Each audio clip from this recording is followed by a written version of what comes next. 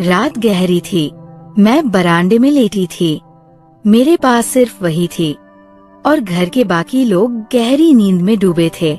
उसकी सांसें मेरे गले के पास गर्माहट बिखेर रही थी और मेरा दिल तेजी से धड़क रहा था। उसकी उंगलियां मेरी पीठ पर धीरे धीरे नीचे की ओर बढ़ रही थी, जैसे कोई नाजुक लहर। मैं जानती थी कि ये सब गलत है, लेकिन मेरे भीतर का तूफान इसे रोकने की इजाजत नहीं दे रहा था। मासी, उसने धीमी फुसफुसाती आवाज में कहा। मैंने आंखें बंद रखीं, चुप रही। उस पल मैं कोई मासी नहीं थी, मैं बस एक औरत थी जो उस स्पर्श की गहराई में डूब रही थी। ये कहानी उस रात की है जिसने मुझे हमेशा के लिए बदल कर रख दिया। मेरा नाम रीमा है, उम्र 35 साल। मैं एक विज्ञापन एजेंसी में काम करती हूँ। मेरे पति की मृत्यु को 3 साल हो गए, कैंसर की वजह से। मेरे कोई बच्चे नहीं हैं। मेरे पास बस ये खालीपन है और एक छोटा सा फ्लैट जहाँ मैं अकेली रहती हूँ। मेरा जीवन ऐसा ही है। सुबह उठती हूँ, ऑफिस जाती हूँ, शाम को लौटकर टीवी देखती हूँ, रात को सो जाती हूँ। हफ्ता के अंत में कभी कभी दादा के घर जाती हूँ। दादा, दादी और उनका बेटा मानव। मानव मेरा भतीजा है, अभी 20 साल का हुआ है, कॉलेज में पढ़ता है, लंबा चौड़ा और उसकी आंखें बड़ी बड़ी है। बचपन में मैंने उसे गोद में खिलाया, चांद की कहानियाँ सुनाई। अब देखती हूँ वह एक पुरुष बन गया है। क्या इंसान अजीब नहीं है, जिसे मैंने अपने बच्चे की तरह पाला। आज उसे देखकर कुछ और ही महसूस करती हूँ। क्या ये सामान्य है? मैं नहीं जानती, नहीं जानना चाहती हूँ। उस शुक्रवार की शाम को मैं दादा के घर गई।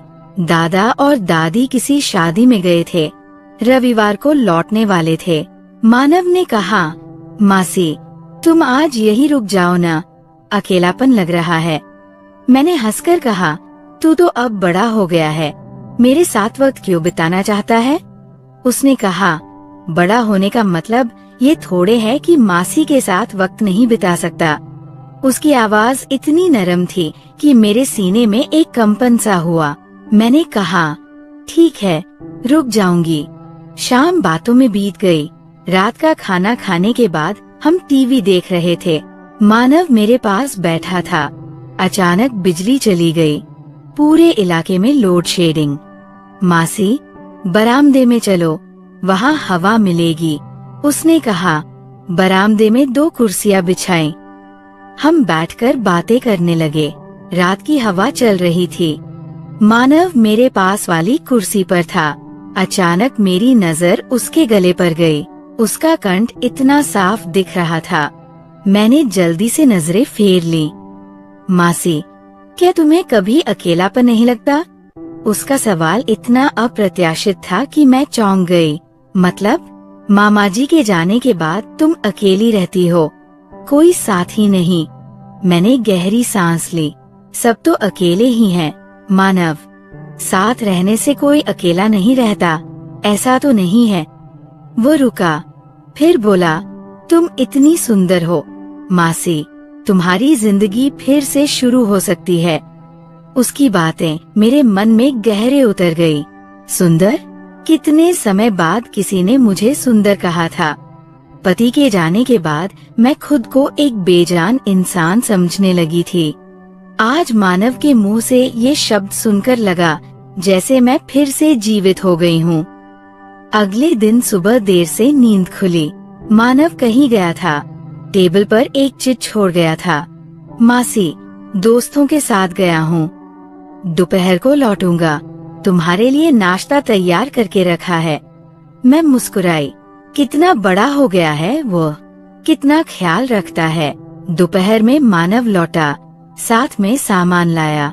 आज मैं खाना बनाऊंगा। मासी, तुम आराम करो।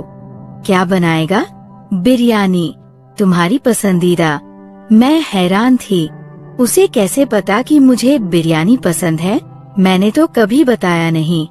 मैंने देखा जब तुम यहाँ आती थी और बिरयानी होती थी, तुम तुम ज्यादा खाती थी।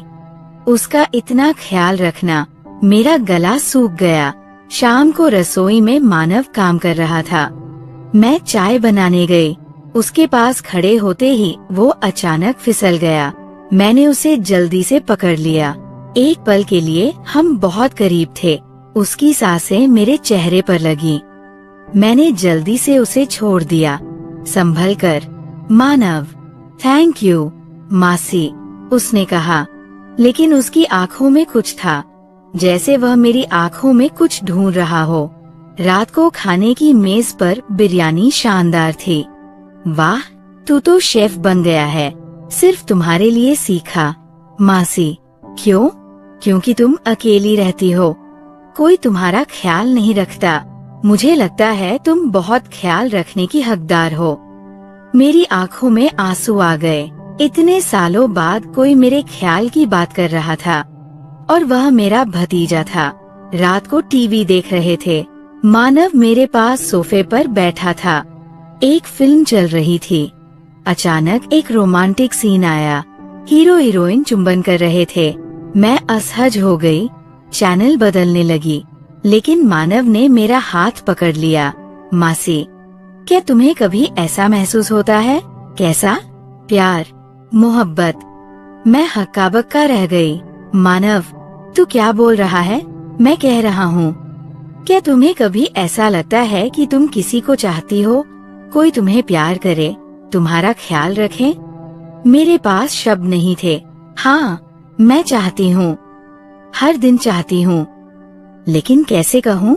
मैंने फुसफुसाकर कहा, हाँ, चाहती हूँ। तो फिर तुम अकेली क्यों रहती हो? क्योंकि हर कोई मुझे चाहेगा, ये जरूरी तो नहीं। मानव ने मेरा हाथ नहीं छोड़ा। तुम गलत कह रही हो मासी, तुम बहुत सुंदर हो, बहुत आकर्षक। मैंने उसकी ओर देखा। उसकी आंखों में ऐसी तीव्रता थी कि मेरी सांसें रुक गईं। रात को बिस्तर पर लेटकर भी नींद नहीं आई। मानव की बातें बार बार याद आ रही थी। उसने मुझे सुंदर कहा, आकर्षक कहा, लेकिन क्या ये सामान्य है? एक भतीजे का अपनी मासी की तारीफ करना? क्या मैं गलत सोच रही हूँ? या सचमुच मानव के व्यवहार में कुछ असामान्य है? मुझे खुद पर शर्मिंदगी महसूस हो रही थी। जिस लड़के को मैंने गोद में पाला, उसके बारे में ऐसा सोचना क्या पाप नहीं है? लेकिन मेरे शरीर में जो अनुभूति हो रही थी, उसे मैं नकार नहीं सकती थी। मानव के स्पर्श, उसकी बातों, उसकी नजरों में मुझे एक अजीब सी सिहरन महसूस हो रही थी। क्या मैं बहुत अकेली हो गई हूँ? इतनी अकेली कि अपने भतीजे में भी प्रेमी ढूंढ रही हूँ। भोर में मैं बरामदे में गई हवा लेने। मानव भी वहाँ था। नींद नहीं आ रही। मासी, नहीं। तुझे भी नहीं आ रही? नहीं। वो रुका, फिर बोला, मासी, मैं तुमसे बात करना चाहता हूँ। बोल। मैं तुम्हें बहुत पसंद करता हूँ। मेरा दिल धड़क उठा। मतलब? जब तुम यहाँ आती हो, मुझे बहुत अच्छा लगता है। जब तुम नहीं होती, मुझे खाली खाली लगता है। मानव, मैं तेरी मासी हूँ, मुझे पता है, लेकिन जब मैं तुम्हें देखता हूँ, मुझे मासी नहीं लगती। मुझे लगता है तुम एक सुंदर औरत हो। मैं ठिठक गई। वो क्या कह रहा है? क्या ये संभव है? मानव, तू समझ रहा है न? तू क्या बोल रहा है? हाँ, समझ रहा हूँ। मैं पागल हो गया हूँ। मुझे पता है ये गलत है, लेकिन मैं खुद को रोक नहीं पा रहा। उसकी आंखों में आंसू थे। मैंने उसका सिर सहलाया। मानव, तू क्या बोल रहा है? मासी, मैं तुमसे प्यार करता हूँ। ये सुनकर मेरी दुनिया उलट गई। मुझे नहीं पता था कि क्या करूँ, क्या कहूँ। मानव, मैं जानती हूँ तू मुझे डांटेगी, लेकिन मैं झूठ नहीं बोल सकता। मैं तुमसे प्यार करता हूँ। मैं कांप रही थी। ये सच नहीं हो सकता, लेकिन उसकी आँखों को देखकर समझ आया कि वो झूठ नहीं बोल रहा। मानव, तू समझ रहा है न?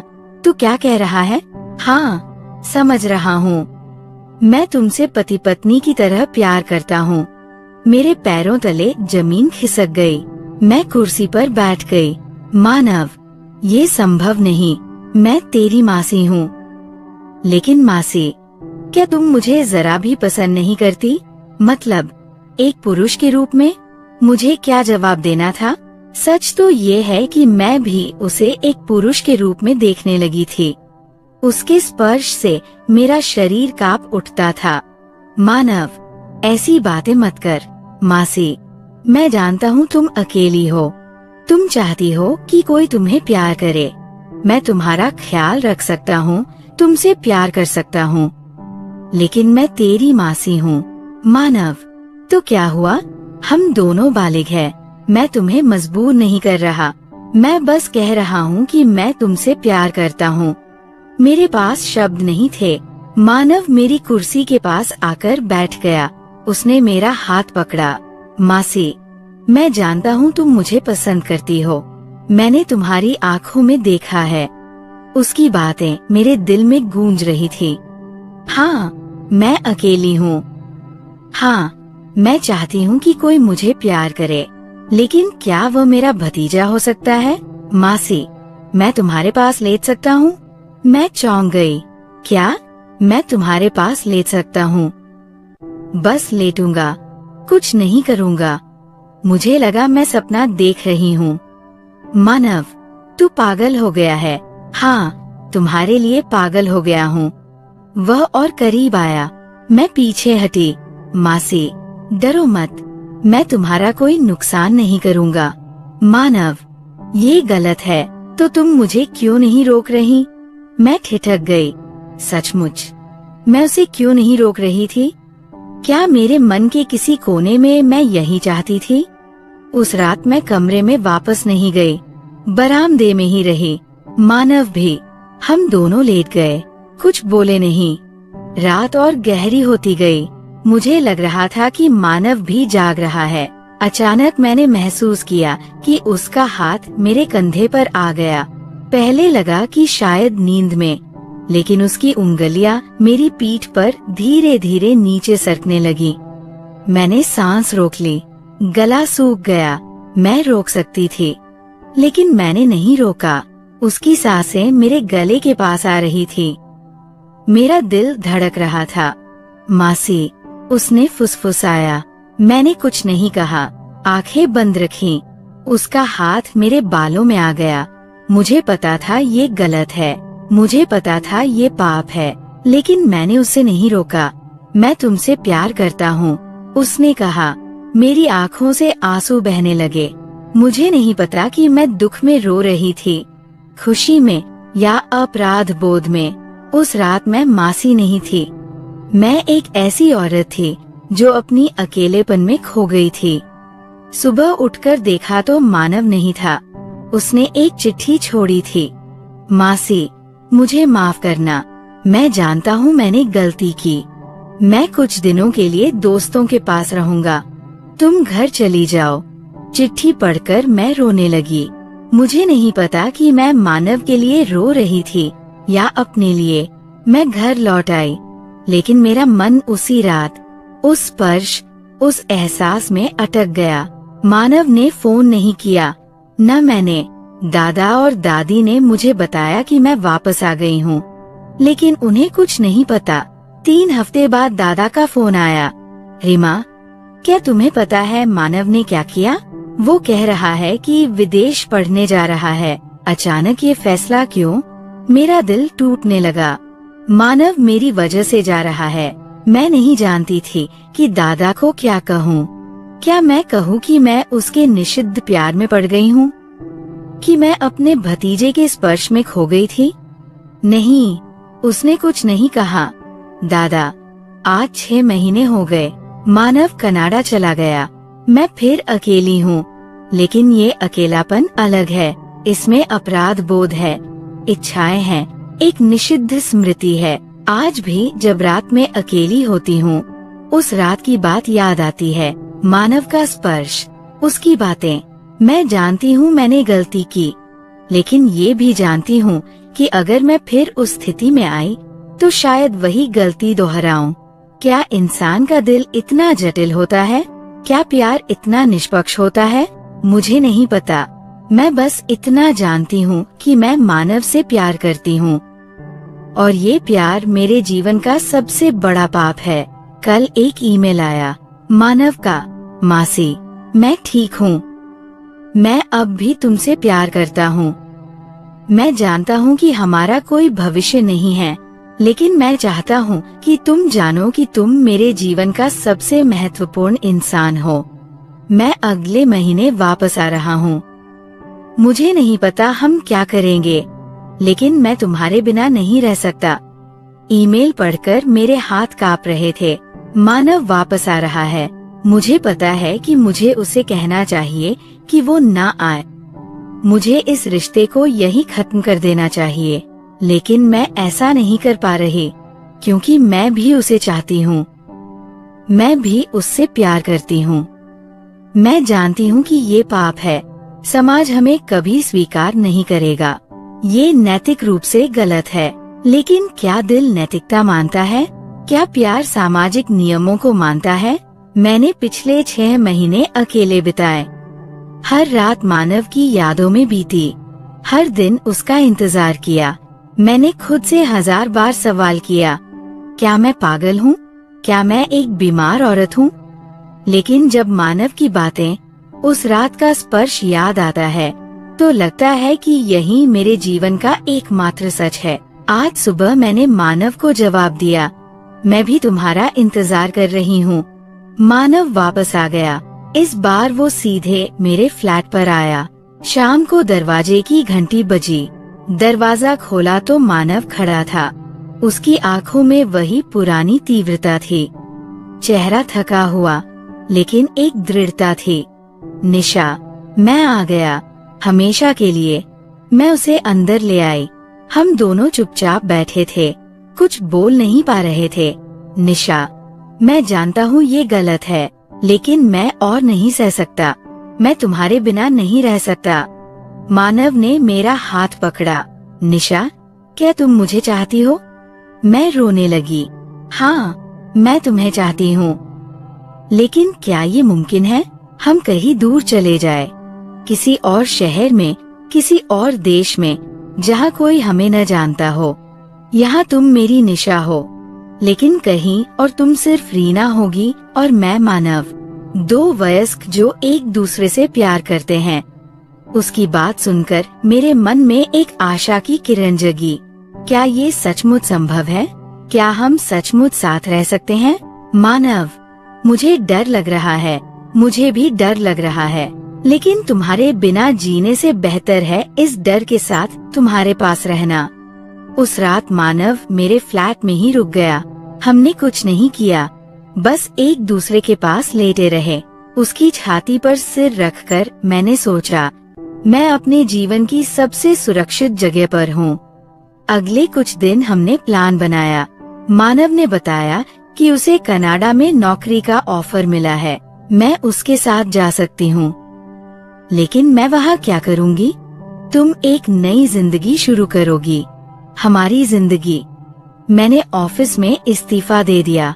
कहा, पारिवारिक कारणों से मुझे विदेश जाना है।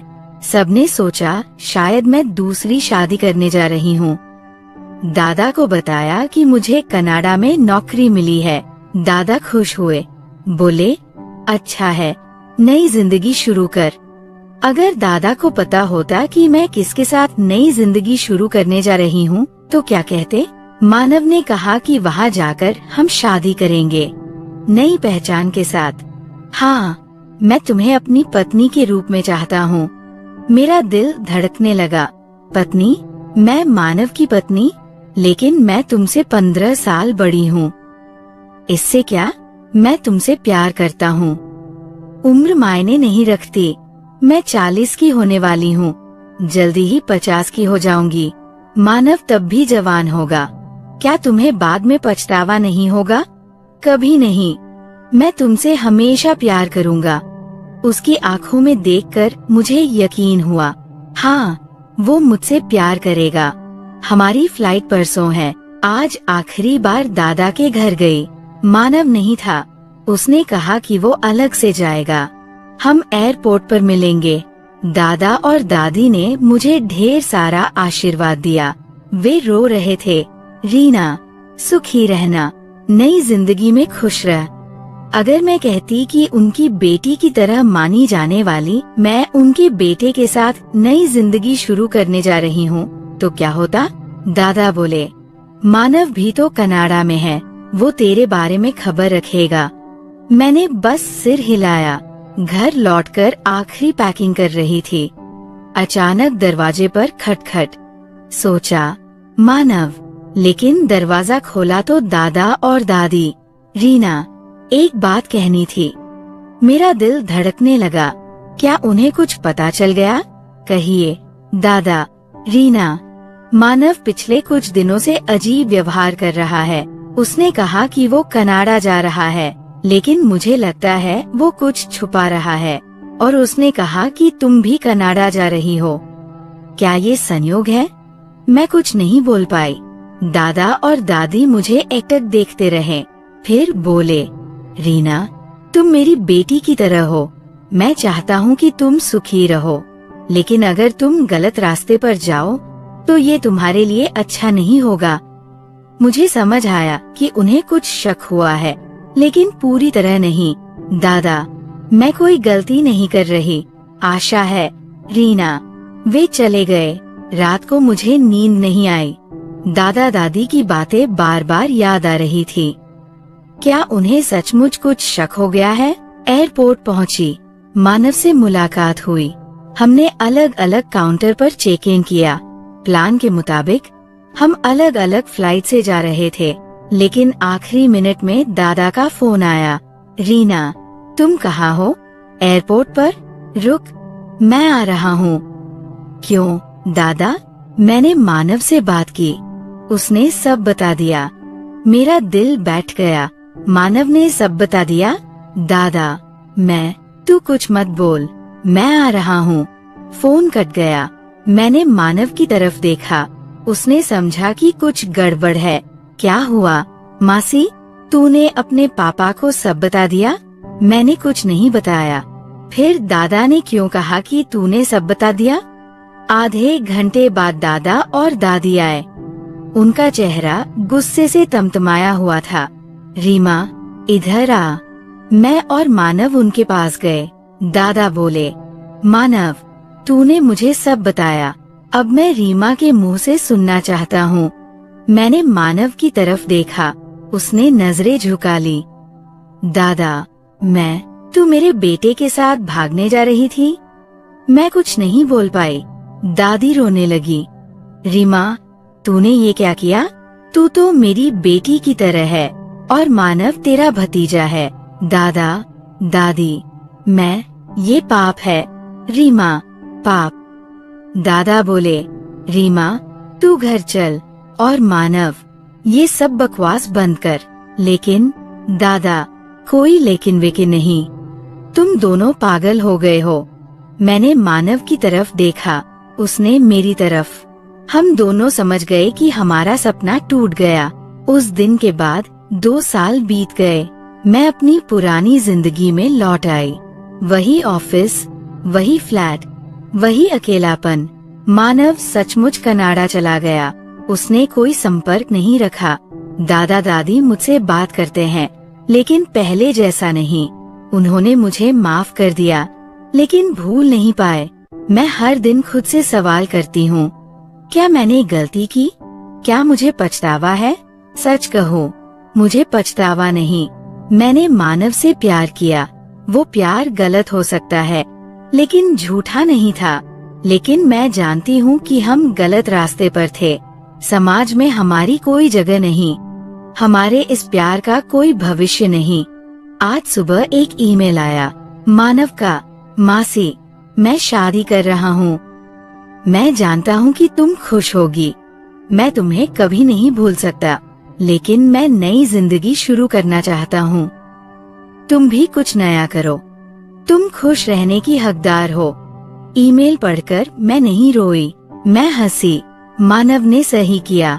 वो अपनी जिंदगी में आगे बढ़ गया। लेकिन क्या मैं ऐसा कर पाऊंगी? मुझे नहीं पता। मैं बस इतना जानती हूँ कि वो रात मेरे जीवन की सबसे खूबसूरत याद है। वो निषिद्ध स्पर्श, वो निषिद्ध प्यार मेरे दिल में हमेशा रहेगा। लोग कहेंगे कि मैं पापिन हूँ, कहेंगे कि मैं नैतिक रूप से पतित हूँ। शायद वे सही है, लेकिन मैं जानती हूँ कि मैं एक औरत हूँ, एक अकेली औरत जिसने प्यार की तलाश की और उसे सबसे अप्रत्याशित जगह पर पाया। यही मेरी कहानी है, मेरे निषिद्ध प्यार की कहानी। समाप्त।